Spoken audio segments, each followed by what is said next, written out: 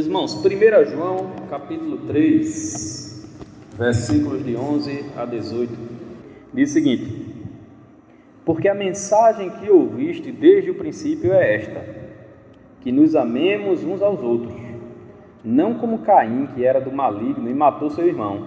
E por que o matou? Porque suas obras eram más e as de seu irmão eram justas. Meus irmãos, não vos admireis se o mundo vos odeia. Nós sabemos que já passamos da morte para a vida, porque amamos os irmãos. Quem não ama permanece na morte. Todo o que odeia seu irmão é homicida.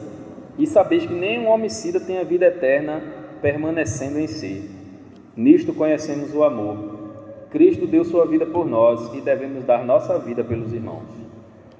Quem, pois, tiver bens do mundo e vendo seu irmão em necessidade, fechar-lhe o coração, como o amor de Deus pode permanecer nele?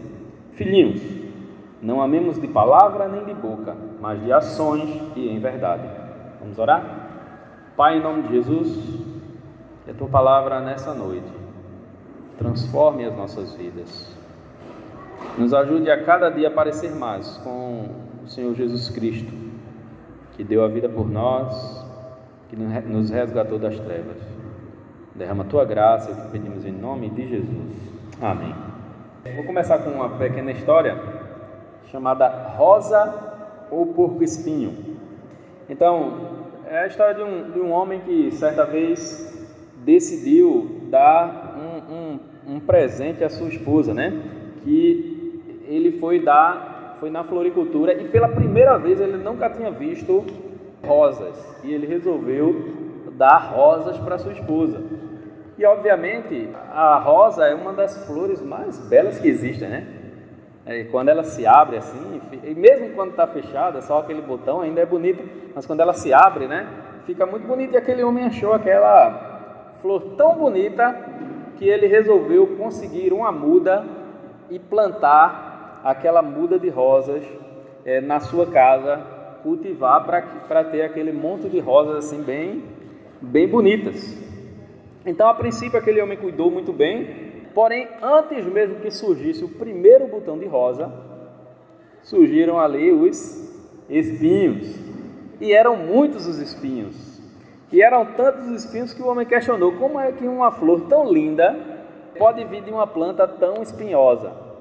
E aí o resultado foi que ele decidiu abandonar a sua plantação de rosas e deixou com que aquela planta morresse de sede, e ele nem chegou a admirar as rosas que nasceriam ali daquele pé de rosa.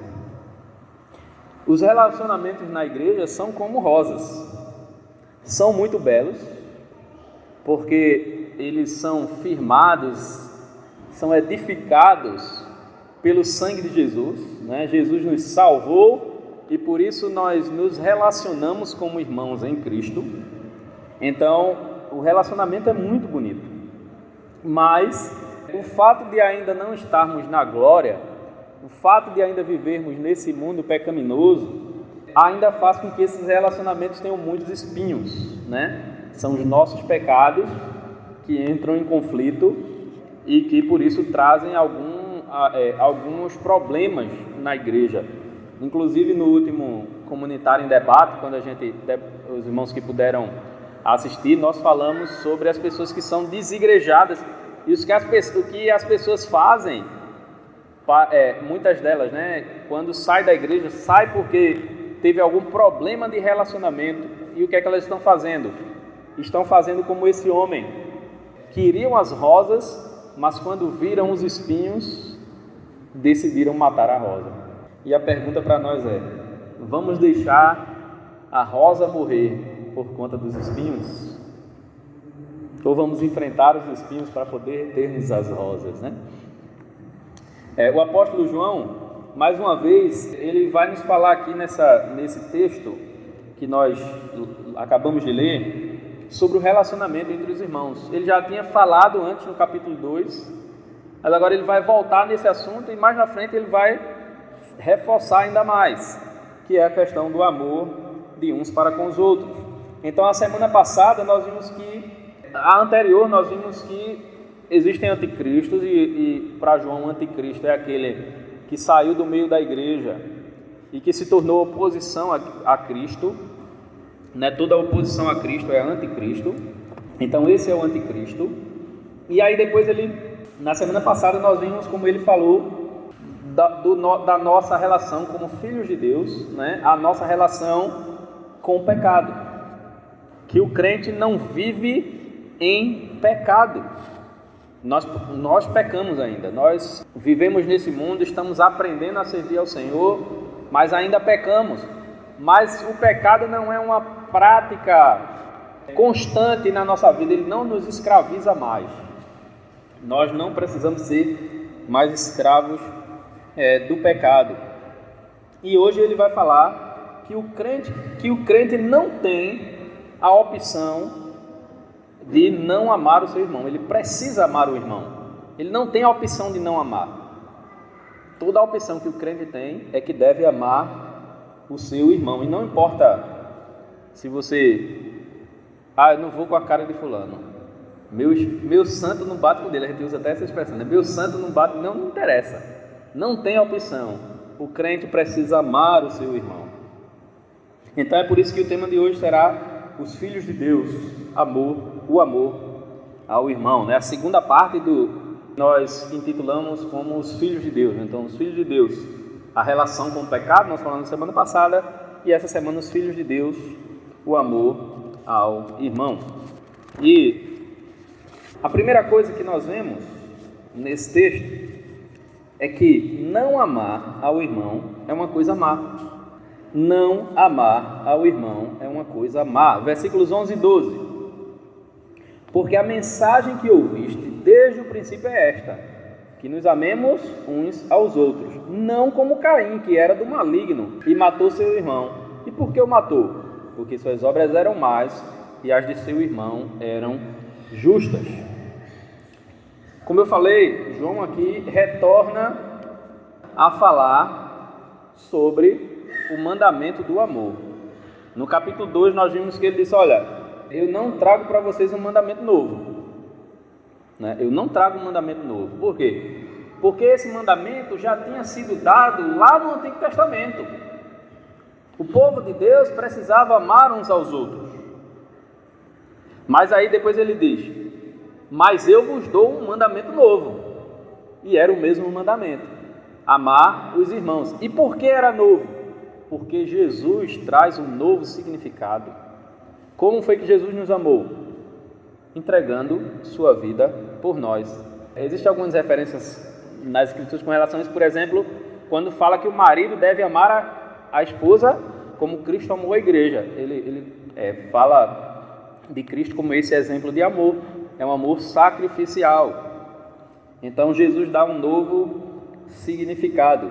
Então João volta a falar aqui do amor entre os irmãos, lembrando que não é um mandamento novo, porque a mensagem que eu vi desde o princípio é esta, que nos amemos uns aos outros. É uma mensagem que vem lá de trás. Os irmãos para quem ele estava escrevendo já sabia disso, nós já sabemos disso. Mesmo uma pessoa que não é crente, quando ela está ouvindo o Evangelho, a primeira coisa que ela acha que tem que fazer é, se ela tiver um intrigado, ela tem que fazer o quê? Tem que fazer as pazes, tem que falar com ela. Então é uma coisa que todo mundo sabe. Que todo mundo sabe. Aí se pergunta, por que ainda existe intriga dentro da igreja? Se todo mundo sabe disso, até quem está fora. E aí João traz o pior exemplo possível para comparar com quem não ama seu irmão. Ele traz a figura aqui de Caim como esse exemplo negativo. O mandamento é antigo, já existe desde o princípio, que nos amemos uns aos outros, não como Caim. O que foi que Caim fez com o irmão? Matou o irmão, né? Esse foi como a morte física entrou na humanidade. Deus tinha dito para Adão e Eva, disse assim, olha, vocês não devem comer da árvore do conhecimento do bem e do mal, porque se vocês comerem, vocês vão morrer. Se a gente fosse traduzir literalmente ali, no texto da gente ia estar assim, morrendo morrereis. Quer dizer, ele está dando uma ênfase. Certamente, se vocês comerem, vão morrer. Aí quando a mulher está conversando ali com a serpente, aí a serpente faz o contrário. Ela diz, certamente vocês não vão morrer. Ela dá a mesma ênfase, só que no sentido contrário. E aí o casal come ali, daquele fruto, e para um desavisado, ele pode pensar assim, ora, eles não morreram. Porque ele pensa na morte apenas como a morte física, né? Mas a morte ali, entraram no mundo 3 mortes. Não foi só uma, mas foram 3. A morte espiritual, que é a separação entre o homem e Deus. A morte eterna, que é viver uma eternidade longe do Senhor, no inferno, que foi preparado para o diabo e seus anjos, e que algumas pessoas querem negar a existência do inferno.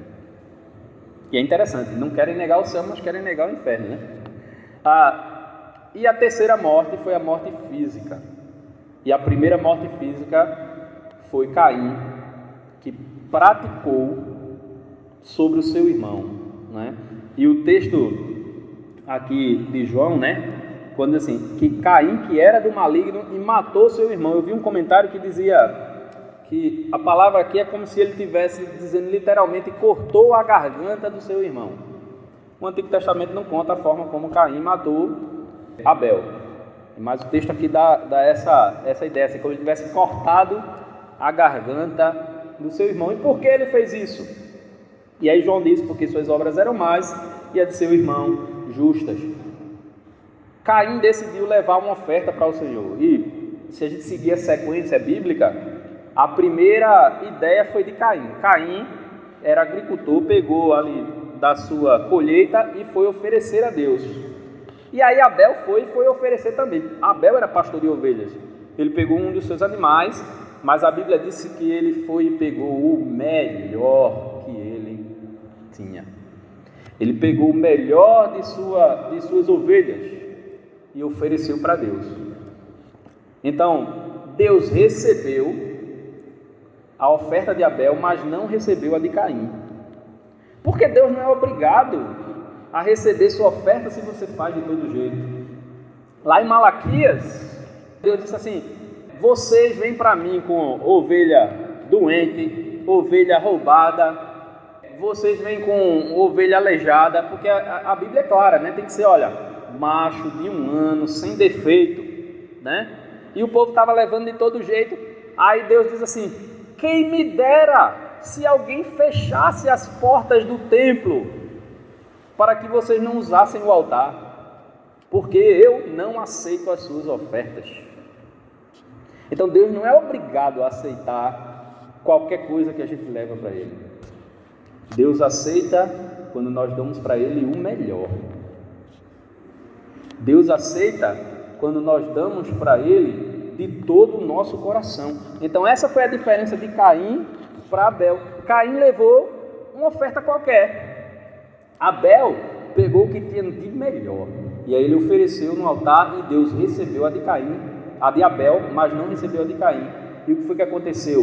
Aquilo produziu inveja, um ódio no coração de Caim, que ele atirou-se para cima do seu irmão, matou o seu irmão, e quando Deus foi procurar ele, o que foi que fizeste? Ele disse, por acaso sou eu tutor do meu irmão? E ele já sabendo que tinha matado o irmão. E aí Deus coloca uma maldição sobre a vida de Caim, e a partir daquele momento, a descendência de Caim representa aqueles que são filhos do diabo. Se você continuar a leitura ali, você vai ver que o texto diz assim, olha, os filhos de Deus conheceram as filhas dos homens e viram que elas eram muito bonitas, e aí casaram-se com ela, e a maldade se multiplicou.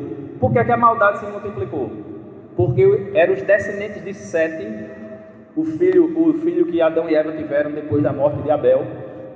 Então os descendentes de Sete viram as filhas de Caim, que representavam agora esses filhos do diabo, essas pessoas que eram uma oposição, a gente pode, usando a linguagem de João, os anticristos, filhos de Caim. E aí, a partir daí, a maldade entrou de tal forma na humanidade já tinha entrado pelo pecado de Adão e Eva, né? Não foi Caim que colocou a maldade na humanidade, mas essa relação das filhas de Caim com os filhos de Sete fez com que a maldade se multiplicasse de tal forma sobre a terra que alguns séculos depois Deus não suportou aquela situação e enviou um dilúvio para encerrar com a história, preservando apenas a família de Noé. Então veja a gravidade de tudo isso e o que representa Caim, né? Então Caim representa um espírito assassino e de ódio contra o irmão, obviamente o irmão de sangue dele. Mas a gente tem que lembrar o seguinte: João está escrevendo para a igreja, então a gente entende claramente que quando ele fala de irmãos, está falando dos irmãos que são irmãos da igreja, né? Irmãos da igreja. Então Caim representa esse espírito assassino e de ódio contra o irmão. A inveja de Caim levou ali a matar o seu irmão sem dó nem piedade. Veja, o crente que não ama a seu irmão, suas obras são ruins, assim como as de Caim. É essa a comparação que João está fazendo. Uma pessoa que diz que conhece Jesus como seu Salvador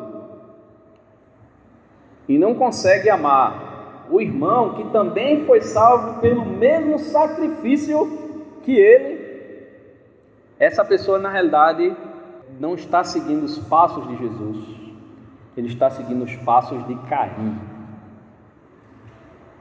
esses passos maus, né?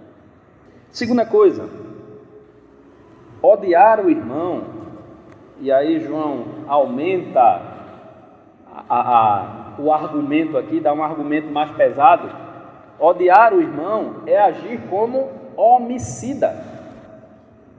Versículos 13 a 15. Meus irmãos, não vos admireis se o mundo vos odeia. Nós sabemos que já passamos da morte para a vida, porque amamos os irmãos. Quem não ama, permanece na morte. Todo que odeia seu irmão é homicida, e sabeis que nenhum homicida tem a vida eterna permanecendo em si. Caim, como representante do mundo caído, odiou ao seu irmão. Ele odiou ao seu irmão. Seu irmão era um servo de Deus, e quando a gente vai lá para Hebreus 11, nessa quarentena a gente ouviu pelo menos 2 pregações em Hebreus capítulo 11, né? Uma pelo pastor Jorge e uma pelo pastor Agostinho. E quando a gente vai para Hebreus capítulo 11, que é a chamada galeria dos heróis da fé, um dos primeiros heróis da fé é Abel. E ele diz que Abel, pela fé, Abel, o seu sangue ainda fala. Ele foi morto, mas o seu sangue ainda fala. Porque Abel representa o servo do Senhor, aqueles que adoram o Senhor. Caim representa o mundo que odeia a Deus e que odeia tudo que adora a Deus. Então há essa representação. Então como é que um crente, ao invés de seguir as orientações de Cristo, segue o caminho de Caim? Não é possível isso. Então, da mesma forma que Caim odiou seu irmão, o mundo odeia aqueles que servem a Cristo. Jesus deu uma declaração. Às vezes a gente prega o evangelho e a gente prega um evangelho barato. Um evangelho barato. Olha, venha para a igreja, aceite a Jesus que todos os seus problemas vão acabar. Isso é um evangelho mentiroso. Isso é um evangelho mentiroso. Na história da humanidade isso nunca aconteceu. O evangelho da prosperidade leva isso a um patamar ainda pior, né? Você não pode, se você ficar doente é porque pecou, se você for pobre é porque pecou, tudo vai ser porque você pecou. Então leva para um outro patamar ainda pior. Jesus disse assim: eu não vim trazer paz, eu vim trazer espada. Espada simboliza batalha, guerra, luta. Então, a partir do momento que a gente aceita Cristo, a gente vai enfrentar lutas, porque a gente começa a enfrentar o mundo. Paulo disse para Timóteo na sua segunda carta, a gente falou disso na quinta-feira: aqueles que querem viver piedosamente em Cristo Jesus padecerão perseguição.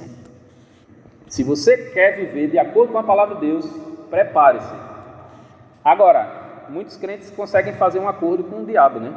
Olha, eu não mexo com você, você não mexe comigo e a gente fica tudo certo. Aí faz lá um tratado de paz, assina embaixo, Satanás assina do outro lado e está tudo certo. Fiz um acordo agora. Se você quer viver a vida cristã do jeito que a Bíblia ensina, prepare-se, porque o mundo é inimigo de Deus. Não existe acordo com o mundo. Não podemos nos enganar achando que podemos nos misturar com o mundo. E misturar aqui não é que você vai fazer como alguns crentes, né? Que passa pelo vizinho, não dá nem bom dia. Aí às vezes tem um crente aqui e duas outras pessoas que não são crentes, aí passa assim, faz a paz do Senhor, faz questão de ser bem direto ali, só por crente. E às vezes a gente que é comunitário, a gente já passou por isso, né? Às vezes a gente está com um crente de uma outra igreja assim, mas desse tipo de igreja, né? E o cara dá a paz do Senhor para a pessoa que está do seu lado e lhe despreza completamente. Não é essa separação que eu estou falando. A separação é uma separação de práticas. A nossa prática não deve ser a mesma do mundo.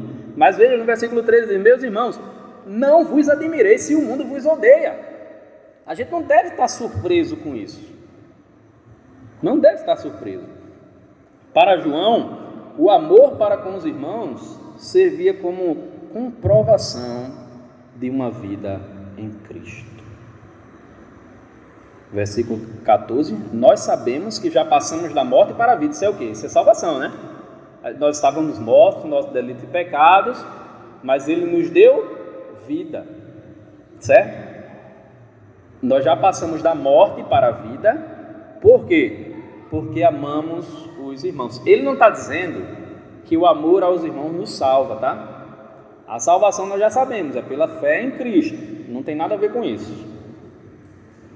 Porém, uma pessoa que está na igreja declara ter aceitado a Jesus como Salvador e vive de intriga com outros irmãos, essa pessoa nunca aceitou a Jesus como Salvador. É isso que João fala aqui. Ora, no começo eu falei dos espinhos, né? Existem espinhos, nós somos pecadores, nós vamos pecar, e os nossos pecados vão fazer com que a gente tenha atritos com os irmãos. Isso acontece, isso é normal. Agora, quando eu tenho um problema com meu irmão, qual é a minha atitude? O que é que eu faço para resolver aquele problema? Mateus 18 diz que se teu irmão tem alguma coisa contra você, não é nem você que tem, ele tem contra você, vai até ele, tu e ele somente. E se você conseguir convencer o seu irmão, você ganhou o seu irmão. Se caso não conseguir convencer, você deve ir até a igreja, chamar a liderança da igreja para ir resolver a questão. Se a liderança da igreja não resolver a questão, a pessoa que rejeitou a orientação da liderança deve sair do meio da igreja, ser expulsa do meio da igreja, tem que ser considerado como gentil e publicano. Veja que é dura a palavra de Jesus. O crente não tem escolha, ele não pode não amar, ele não pode não ir com a cara do irmão. Ele não pode dizer meu santo não bate com dele. Aliás, a gente nem usa santo nesse termo aí, né? Então ele não pode fazer isso. Não pode. Ele não tem essa opção. Para João, o amor para com os irmãos comprova uma nova vida em Cristo. Uma nova vida em Cristo. Ora, se Cristo morreu por mim, e eu descubro que eu sou pecador e que meus pecados me levariam para o inferno, mas que a morte de Cristo na cruz me possibilitou ir para o céu, sem mérito nenhum meu, porque eu não mereço, eu sou um desgraçado, eu não mereço, e eu descubro isso, e foi pura graça e misericórdia. Ele diz assim: olha, você precisa olhar para as pessoas e levar essa mesma mensagem Porque as pessoas precisam dessa graça e misericórdia porque elas são tão desgraçadas e miseráveis quanto você. Então, como que eu olho para isso? E aí tem outras pessoas que foram salvas, resgatadas, remidas pelo sangue de Jesus. E aí eu vou desprezar essas pessoas. Não passará de orgulho, meu. De orgulho, meu. Então, João é taxativo aqui em afirmar que quem não ama permanece na morte. Veja a continuação do versículo 14. Quem não ama permanece na morte, ou seja, não foi salvo ainda. Nós já passamos da morte para a vida, nós somos salvos. Quem não ama permanece na morte, ou seja, não foi salvo. Porque não é o fato de você estar dentro da igreja que garante que você vai para o céu. Tem gente que levanta a mão no culto, aí acha só isso já é suficiente para ele ir para o céu, se ele tomou a decisão verdadeiramente. Mas essa decisão, esse ato de levantar a mão no culto, ou até mesmo no meu caso, eu nem levantei a mão, não é? Esse ato vai trazer uma transformação na vida. Mas tem crente que passa a semana sem nem sequer orar. Às vezes ora uma oração totalmente burocrática e não gasta nenhum tempo em oração, não faz nada, não lê as escrituras, não aprende de Deus. Não me parece que essa pessoa de fato entendeu a situação. Então nós precisamos pensar sobre isso, como é que tem sido minha prática, né? Tal qual Caim, quem não ama seu irmão, ou no caso aqui ele usa a palavra odeia, né? É tão homicida quanto ele. Jesus disse assim em Mateus capítulo 5, se não me falha a memória: ouviste o que foi dito entre os antigos, não matarás. Eu, porém, vos digo, se você odiar o seu irmão, você já matou. Jesus piora a coisa para a gente. Não basta você dar uma facada, um tiro, atropelar. Só o fato de você odiar o seu irmão é como se você já tivesse o matado. E João traz esse mesmo conceito aqui. Quem odeia seu irmão é tão assassino quanto Caim foi. Então João é bem duro com isso, bem duro.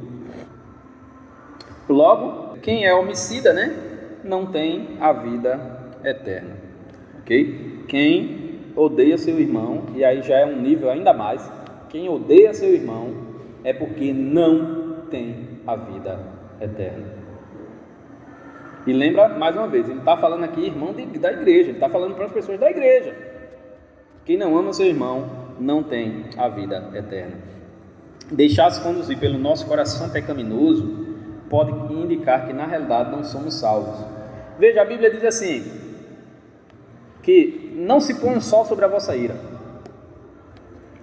Mas aí a gente diz assim, não, eu preciso esquecer, deixar aquele sentimento passar para poder resolver. É óbvio que tem situação que no calor ali, se você continua conversando, a confusão pode ser maior, e você precisa dar um tempo e tal. Mas você, como cristão, precisa dar passos. Tem crente que acha que é a coisa melhor do mundo, diz assim, olha, se fulano falar, eu falo. Quer dizer, ele já se colocou como a melhor pessoa do mundo, porque abriu porta para fulano que o ofendeu tanto, que ele abriu a porta que se ele falar, aí o crente fala. A Bíblia não fala assim. A Bíblia, Jesus é pior do que João, pior no sentido mais duro, né? Mais duro do que João, porque Jesus não fala simplesmente que a gente tem que amar o irmão como João está falando. Jesus fala que a gente tem que amar o inimigo, que a gente tem que amar o inimigo. Aí é complicado, né? Mas é um dever cristão. Eu estou dando uma aula de história e a gente, na aula que eu dei sexta-feira, a gente fala muito sobre a perseguição aos cristãos, que até hoje existe, a gente viu no último domingo, a gente orou por isso, né? E a perseguição, naquela época, era levar os crentes para as arenas. E os crentes não praguejavam, não falavam mal dos seus algozes, agiam como Estevão, como Jesus. Jesus, quando estava sendo crucificado, ele disse: Pai, perdoa-lhes porque não sabem o que fazem. Estevão, quando estava sendo apedrejado, Estevão disse: Senhor, não vos imputes esse pecado. E muitos cristãos faziam a mesma coisa quando estavam sendo levados para as arenas. Policarpo, quando foi levado para ser queimado vivo, o governador queria que ele negasse. Ele disse: olha, eu não posso negar, eu servi ao Senhor 86 anos, nenhum mal ele não me fez, eu nunca vou negar o meu Senhor. Agora, se você me der um tempo aqui com você, eu lhe explico porque isso acontece. E aí o governador ali não quis dar aquele tempo, porque se desse, tinha grande chance de ser convencido de que ele precisava de Jesus também. Então, se a gente deixa os sentimentos negativos dominar o nosso coração, a gente não vai conseguir agradar a Deus. Só quando eu me sentir bem, aí eu falo com o irmão, isso não existe. Terceira e última coisa,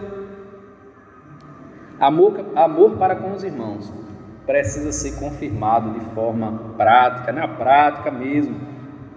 Versículos 16 a 18 diz: nisto conhecemos o amor. Cristo deu sua vida por nós e devemos dar nossa vida pelos irmãos. Quem, pois, tiver bens do mundo e vendo seu irmão em necessidade, fechar-lhe o coração, como o amor de Deus pode permanecer nele? Filhinhos, não amemos de palavra nem de boca, mas em ações e em verdade.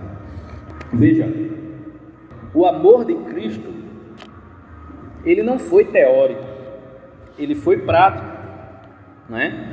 Ele deu a sua vida por nós, porque Deus amou o mundo de tal maneira que deu seu único filho, deu seu filho para dar a vida por nós.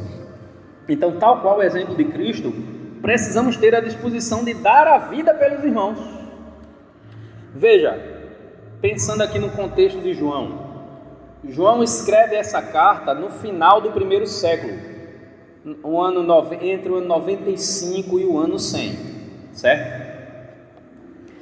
Mais ou menos por volta do ano 80, subiu ao trono do império um imperador chamado Décio. No ano 80, 81, subiu ali o imperador Décio. E a partir de Décio, tinha acontecido com Nero, mas a partir de Décio começou a acontecer umas perseguições mais pesadas com relação à igreja. O império estava bancando para que a igreja fosse perseguida. E aí eles perseguem os cristãos, matam, queimam Bíblia, matam líderes. E é com Décio que João é preso na ilha de Patmos, quando ele escreve o livro de Apocalipse. Então, quando ele diz assim, que os cristãos teriam que dar a vida uns pelos outros, ele estava falando aqui de literalmente a vida. Há muitos relatos sobre cristãos que, quando o império vinha para capturar os cristãos e não dava tempo de todo mundo fugir, alguns que eram escravos que se converteram, outros jovens solteiros que se converteram, eles deixavam as famílias irem embora para dar tempo deles fugirem, e ficava para serem presos e serem levados para a arena, para serem mortos pelos gladiadores, pelas feras. E eles davam a vida pelos irmãos. Literalmente, eles davam a vida pelos irmãos. Obviamente, e graças a Deus por isso, a gente não tem vivido num contexto como esse, que a gente precisa morrer para poder salvar o outro, né? A gente não vive nesse contexto. Aí João traz algumas outras questões, né? O amor do crente se confirma no compartilhamento dos seus bens. Ora, João diz assim: quem, pois, tiver bens do mundo e vendo seu irmão em necessidade, fechar-lhe o coração, como o amor de Deus pode permanecer nele? Ora, você tem condições de ajudar um irmão que está passando necessidade, às vezes está passando fome. Aí você diz: meu irmão, eu vou orar por você. Vou acordar de madrugada, vou botar meus joelhos no chão e vou orar por você.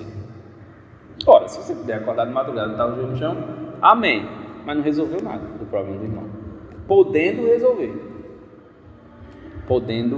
resolver. Então João diz que o amor de Deus não está nessa pessoa. Não está. Quando a igreja começou lá em Atos 2, Barnabé, um crente devoto, ele tinha muitas posses, ele tinha um grande terreno, e ele vendeu aquele terreno, ficou sem nada, para que os apóstolos pudessem sustentar aquelas pessoas em Jerusalém que estavam aprendendo da palavra de Deus com os apóstolos. E aí muitas pessoas começaram a fazer a mesma coisa. E João aqui, não sei, talvez com esse exemplo na cabeça, se você pode ajudar e não faz, o amor de Deus não está em você. O irmão está passando fome ali, mas eu estou tanto querendo fazer um churrasco, ou comprar uma carninha para fazer um churrasco, carne cara, né? E aí o crente deveria abrir mão do seu churrasco, pegar aquele dinheiro, comprar uma cesta básica e dizer: meu irmão está aqui, olha, Deus lhe abençoe. Porque quando a gente não consegue amar quem está do nosso lado, como é que a gente vai dizer que ama a Deus? João vai questionar isso mais tarde. Você pode até declarar o seu amor, mas se não demonstrar na prática, será inútil. Filhinhos, não amemos de palavra nem de boca, mas em ações e em verdade. O ideal é que o nosso amor seja demonstrado em palavras e em ações. Agora, quando ele é demonstrado apenas em palavras, não resolve nada. Imagina um marido que diz todo dia eu te amo para a mulher, mas que na primeira oportunidade dá uns catiripapo, né? Será que esse amor é verdadeiro? Será que esse amor é verdadeiro? Não adianta apenas nós dizermos, falarmos que amamos os irmãos. Nós precisamos demonstrar isso de forma prática. Cristo deu sua vida por nós. A gente não pode deixar de ajudar se a gente pode fazer. Nós somos igreja do Senhor, nós somos servos do Senhor. E temos que ter Jesus como nosso exemplo, e não o exemplo de Caim. Para ser verdade, o amor precisa materializar-se em ações concretas. Servir uns aos outros. É isso que a palavra nos ensina. Servir uns aos outros. E a gente demonstra o nosso amor quando a gente serve os irmãos, quando a gente serve uns aos outros. Amém? Que Deus possa nos ajudar a refletir sobre a importância que é demonstrarmos o amor uns pelos outros. Quem não ama seu irmão é tão assassino quanto Caim. Não passou ainda da morte para a vida.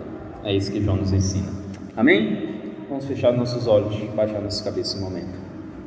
Pai, nós louvamos o teu santo nome pela tua palavra, Senhor, que nos ensina preciosas lições de como devemos te servir. Nós te servimos quando servimos aos irmãos. Não podemos deixar de ajudar uns aos outros, de estender a mão uns para os outros, de resolvermos os nossos conflitos, por mais que os espinhos apareçam, Senhor. Derrama a tua graça, nos conduz com a tua palavra, nos ajuda a fazer a tua vontade, mesmo que o nosso coração tente nos levar por outro caminho. Que o Senhor nos tome pela mão e nos ajude a trilhar, Senhor, na direção do Senhor e da tua palavra. Nos abençoe em todas as coisas, nós pedimos em nome de Jesus. Amém.